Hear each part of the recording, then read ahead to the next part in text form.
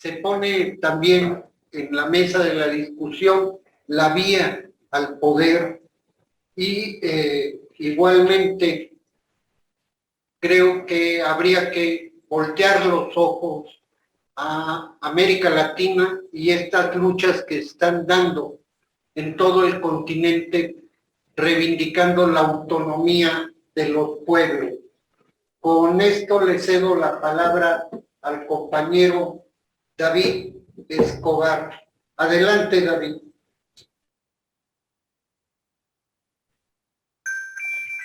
Sí, gracias, Gerardo.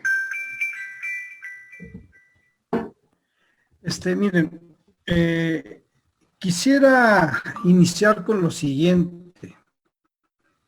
Mis reflexiones es en memoria de los más de 250,000 de fallecidos por el SARS-CoV-2 en nuestro país, por las mujeres víctimas de feminicidio, por los periodistas asesinados, en fin, por todos los ejecutados de manera extrajudicial en este país. Pero también la reflexión es en reconocimiento a la digna huelga que están sosteniendo las compañeras y los compañeros del Subnotimex. Creo que no hay alguna oposición con esta idea que les voy a decir. Creo que el capital ha estado devastando tanto la vida de los seres humanos como de la naturaleza. Y creo que el reto que tenemos, al menos las izquierdas en este país, no es si aprendemos a vivir dentro del capitalismo, sino cómo necesidades y potenciamos iniciativas para transformarlo y para subvertirlo. El laberinto al que se enfrentan las izquierdas de México parten de que no estamos estableciendo un nexo entre la lógica de nuestro pasado, de nuestra memoria histórica, con la lógica del momento, es decir, con lo que hoy estamos viviendo.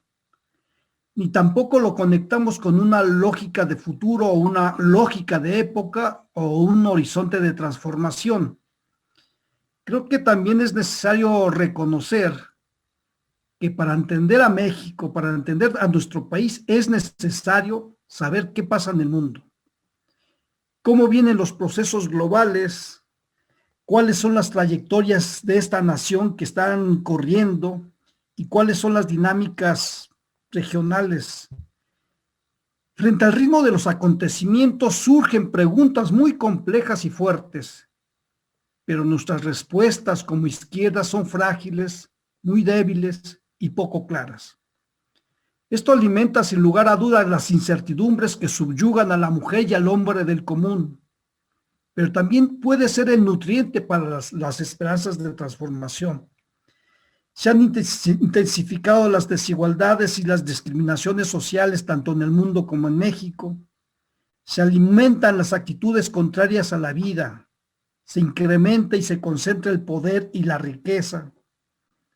¿Y quién gana de todo esto? Es la pregunta que nos deberíamos de hacer. ¿Y qué podemos hacer frente a ello? Realmente estamos al final de una era que comenzó en el siglo XVI, con la expansión colonial de los europeos. Estamos entrando a una transición larga y difícil, pero irreversible, porque las bases que han ordenado al mundo y al propio país están siendo desbordadas por la complejidad de sus problemas. Estamos ante momentos de rupturas, transiciones, pero será en el sentido de una nueva civilización poscapitalista, poscolonial, pospatriarcal. Los obstáculos, sin lugar a dudas, las inercias y las resistencias serán enormes porque hay intereses de por medio, pero la tarea está enfrente y es inaplazable. Por lo tanto, el reto para la izquierda es construir hoy mismo la memoria del futuro.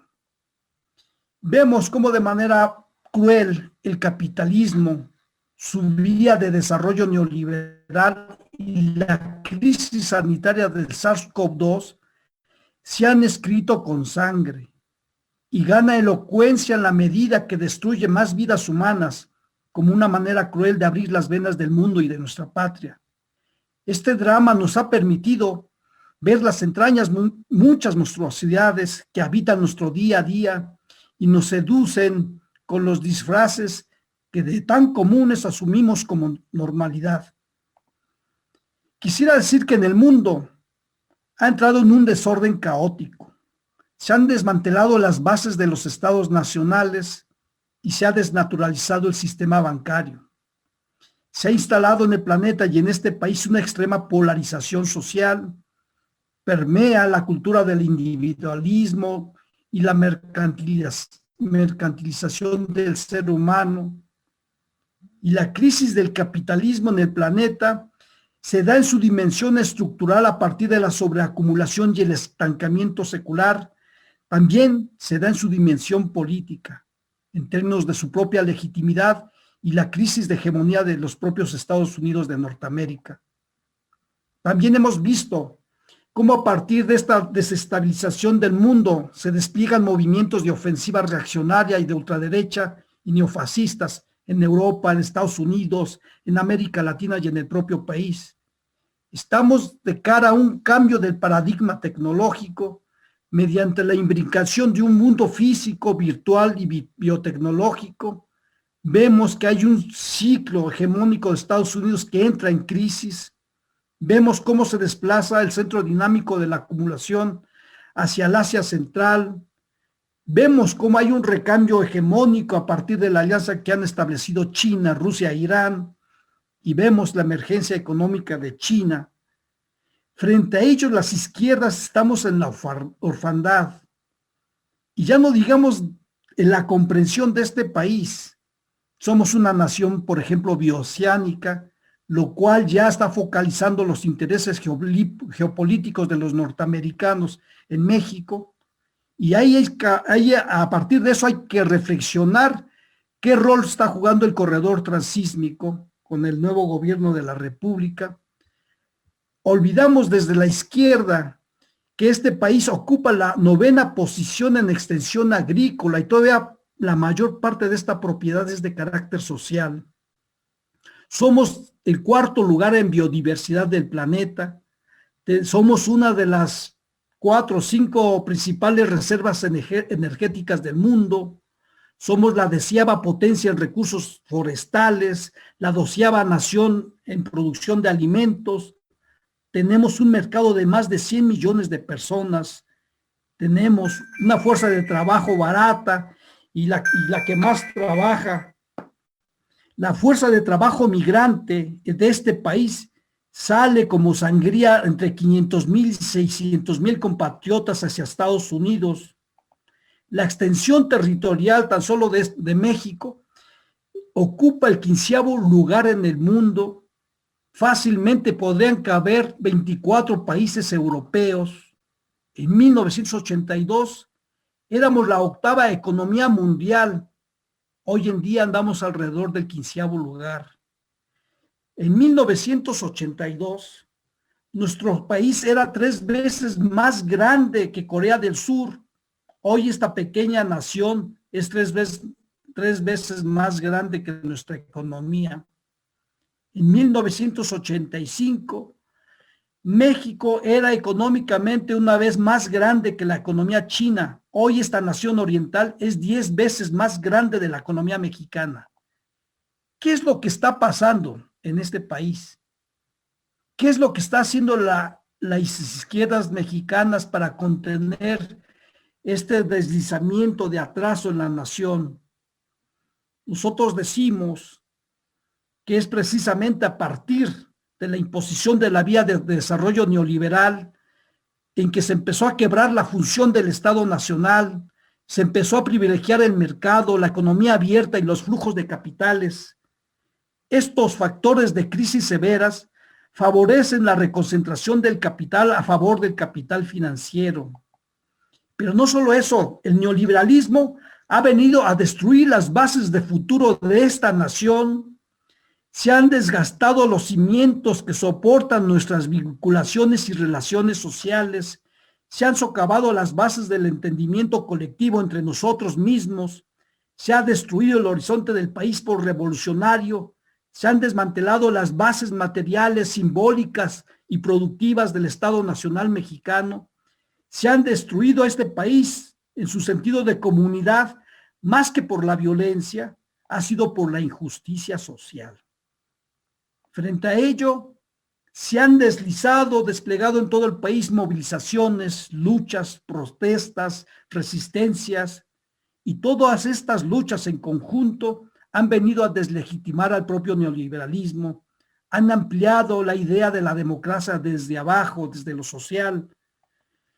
Pero el problema es que desde 1988 en este país se instaló en el imaginario social la confrontación de dos proyectos: el de desmantelamiento de la nación por la vía de desarrollo neoliberal o el de construir una alternativa que en ese entonces era el proyecto nacional popular, o otros le denominaron de revolución democrática, sin que tenga esto que ver con el PRD. Desde ese entonces se abrió una crisis de hegemonía del régimen priista y también favoreció la conformación de un movimiento democrático nacional. Las respuestas desde el poder profundo, no solamente desde el gobierno, desde el poder profundo y desde los intereses extranjeros, fue la institucionalización de los golpes de Estado, fue la concesión programática del PAN, fue el pacto de la alternancia por la derecha desde el 2000, fue la recreación de la ilusión de un cogobierno a través del Pacto por México.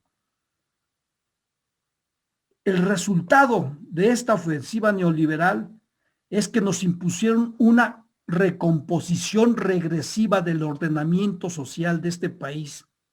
También se expresa en la subordinación de México a las coordenadas geopolíticas y de seguridad nacional de Estados Unidos. También se ha conformado en esta nación una economía tributaria y la neocolonización de las instituciones y los territorios. Se ha avanzado en la instauración del régimen policíaco militar mediático. Y esto, compañeras y compañeros, nos está expresando que los de arriba, los sectores oligárquicos de este país, fracasaron en su reforma económica, en su reforma política, en su reforma de seguridad pública. Por ello, tuvieron que buscar a alguien que pudiera administrar la crisis de este país, y eso se expresó en el 2018. Es decir, el triunfo de Andrés Manuel López Obrador fue producto de la derrota. ¿Derrota de qué?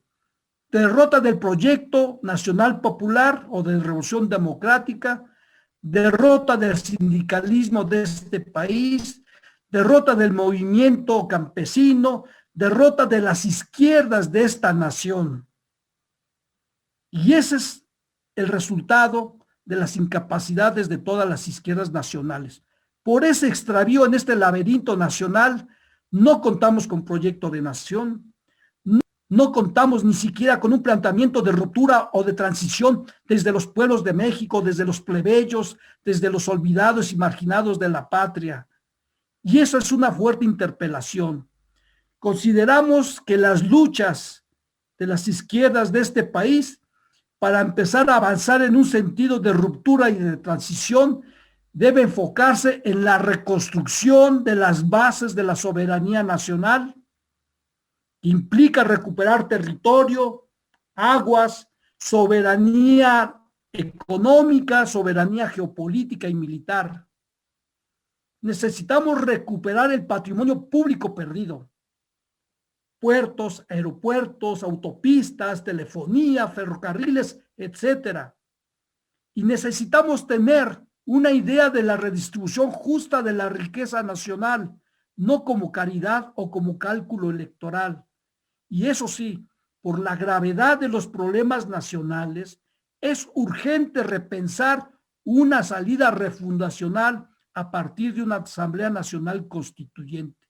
Creo que son las tareas, son los retos de las izquierdas de este país, que estamos pulverizadas, y apenas tenemos tibios intentos de recomponer las izquierdas nacionales. Sería mi intervención, compañeras y compañeros. Muchas gracias.